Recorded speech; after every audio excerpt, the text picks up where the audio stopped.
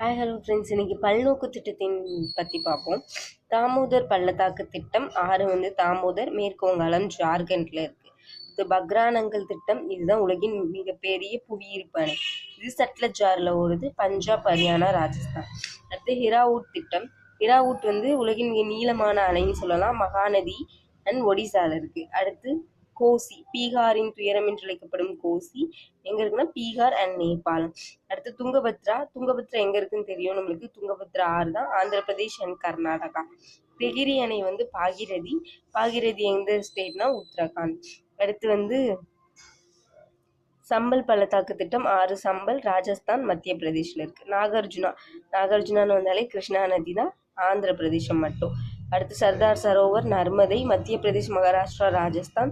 இந்திரா காந்தியும் சட்லஜ், ராஜஸ்தான், பஞ்சாப், ஹரியானா. மேட்டூர் அணை காவேரி, தமிழ்நாடு. நம்மளுக்கு 2 இந்திரா காந்தியும்